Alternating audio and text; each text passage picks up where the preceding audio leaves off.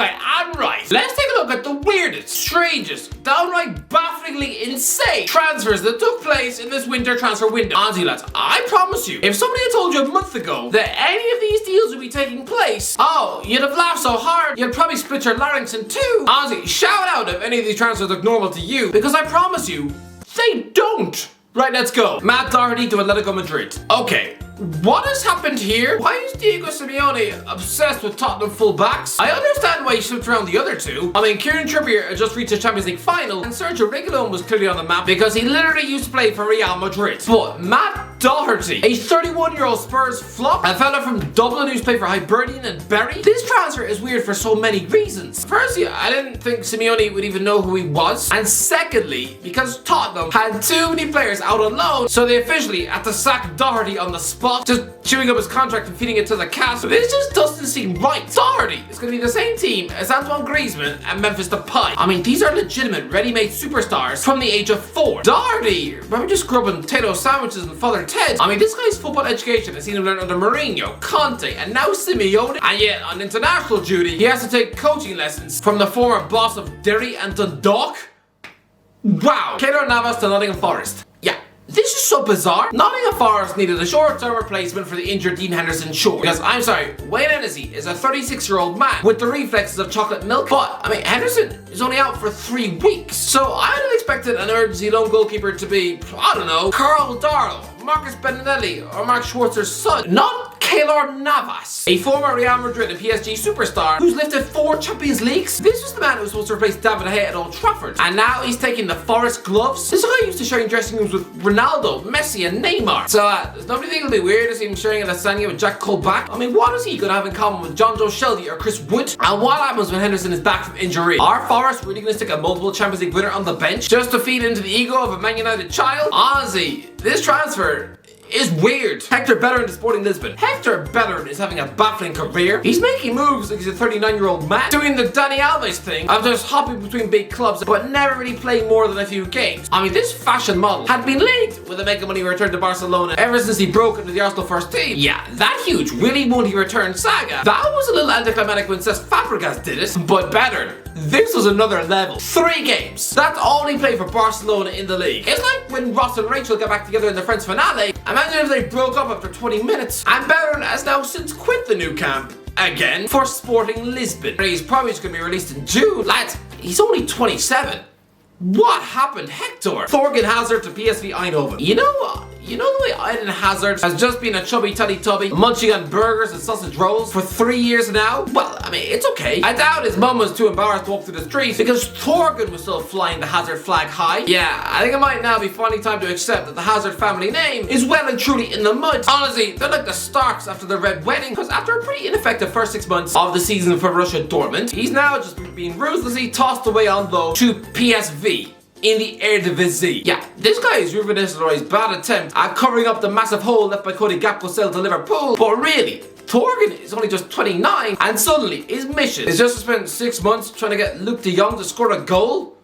Lads, Vincent Aboubakar to Besiktas. This was caused by Cristiano Ronaldo. Vincent Aboubakar, a big bulky Cameroon centre forward who is now back at Besiktas for his 3rd spell. Yeah, the guy was there on loan from Porto in 2016, then returned on a permanent deal in 2020, and then quit a year later to rub money in his face at Al Nassr. But then Ronaldo turns up, and suddenly, by contrast, Aboubakar now looks about as fashionable as burnt feet, and is now back at Besiktas to replace Wout Weghorst, who's replaced Ronaldo at Old Trafford. Honestly, it's a love triangle so complicated, yet swear it was peeled out of a god-awful Twilight book. Daley Blind to Bayern Munich. Okay, come on.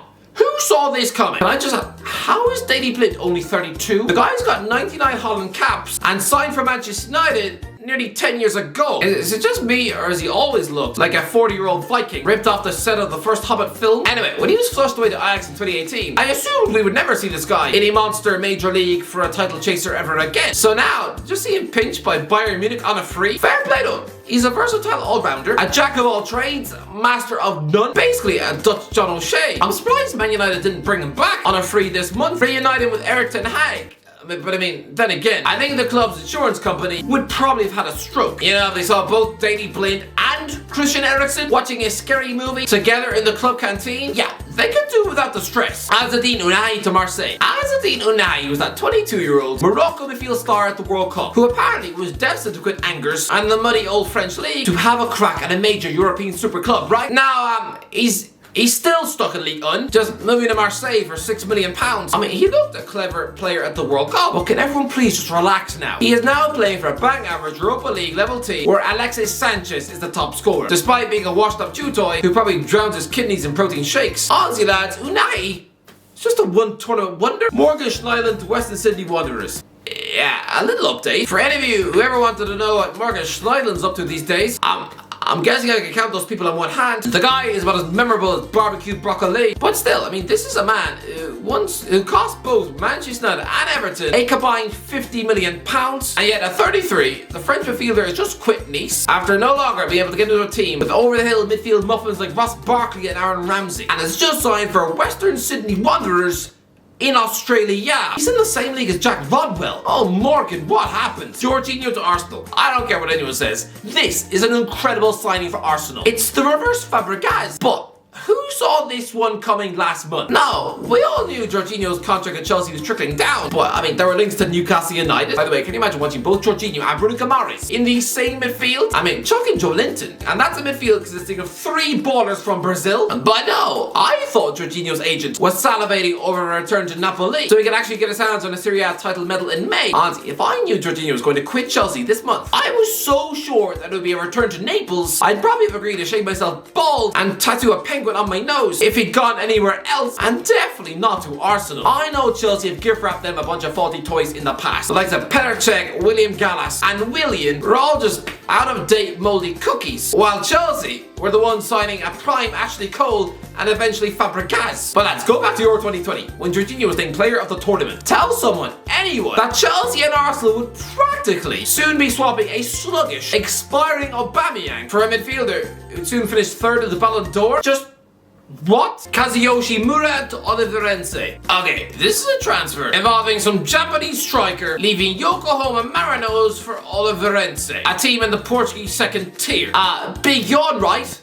Who cares? What if I tell you that Kazuyoshi Mura turns 56 this month? He's got nearly 90 caps for Japan, the last of which was 22 years ago. He made his club debut for Santos in 1986. You know, around the time that Wayne Rooney was born. Leaving Yokohama on loan is kind of a big deal too, because he's been with them since 2005. Yeah, even then, he signed for them age 38. They probably have assumed that he'd just retire within a year, just hang up the boots in 2006. Did anyone think that that club would still be sending him out on loan to a European club 18 years later? The man's a genuine freak. Sure, he probably lives on a diet of porridge and cauliflower, but what scout at Oliveirense in the Portuguese 2nd tier really suggested signing a nearly 60-year-old man? Honestly, what is this? Jan Sommer to Bayern Munich. Jan Sommer is an underrated Swiss goalie who has always been fantastic on the international scene. But I didn't think, after 9 seasons of being the Borussia Mönchengladbach #1, I didn't really see them and then in Bayern Munich sign him for just £8 million.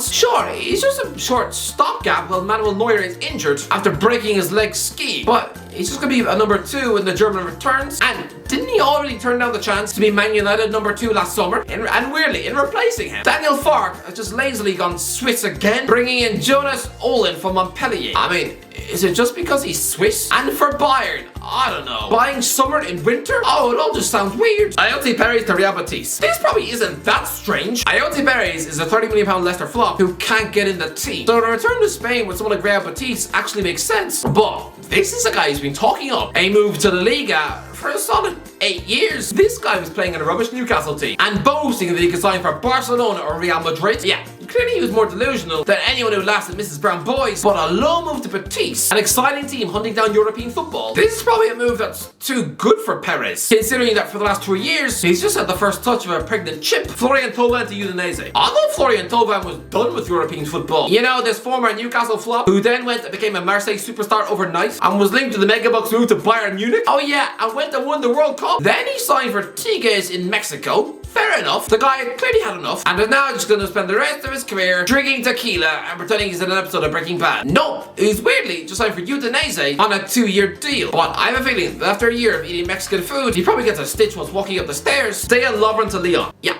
10 years years after leaving, Dejan Lovren is actually back at Lyon. I assume when this Croatian beefcake of a centre-back left Liverpool for Zenit St. Petersburg 3 years ago, I thought that was where he's gonna retire. But no, he's now back in the Lyon shirt. Do you not think those fans will still be a bit sick and salty in their mouths when remembering that, oh yeah, this guy walked out on Lyon when they were in the Champions League to just join Southampton, and now he was returning with his tail between his legs as a nearly 40-year-old man when he's now probably about as defensively solid as a mashed banana cake. Surprised those bitter Lyon fans don't just throw hot coffee at his car. Gerson to Flamengo. Oh dear. Remember when Gerson was the next huge Brazilian midfield superstar? I mean, he'd got his dream European move to Roma as a teenage boy. Didn't work out, so he joined Flamengo back in Brazil. Then he gets another big money European move to Marseille 18 months ago, the chance to kick on, and it's finally cemented himself as a modern-day European bigwig. Now, he's now gone back to Flamengo in a £15 million deal, and I'm pretty sure we're never going to see this Brazilian international in Europe ever again. Although I did also think that about Paulinho when he left Europe as a Tottenham flop and moved to China, and then,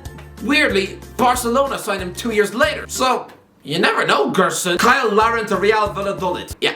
Wasn't Canada goal machine Kyle Larin supposed to be the next major thing in European sport? I mean, 2 seasons ago, he smashed 23 goals in a season for Besiktas. He was linked to Premier League teams like Tottenham and West Ham. Well, now, at just 27, Scott Parker is turning his nose up at him because he's just flushed him out of Club Brugge on loan to join Real Valladolid. I mean, I guess Larin can just get selfies with Ronaldo and share pizza with him every night. But honestly, Canadian fans must be underwhelmed. Will Troost-Ekong to Salernitana. This just makes me sad. Remember last year when Will Troost-Ekong had clearly been affected by the Ben Foster bug? This guy was a starting centre-half captain for Watford in the Premier League. He had his own YouTube channel, was promoting it on Foster's podcast, and he was filming with the sidemen.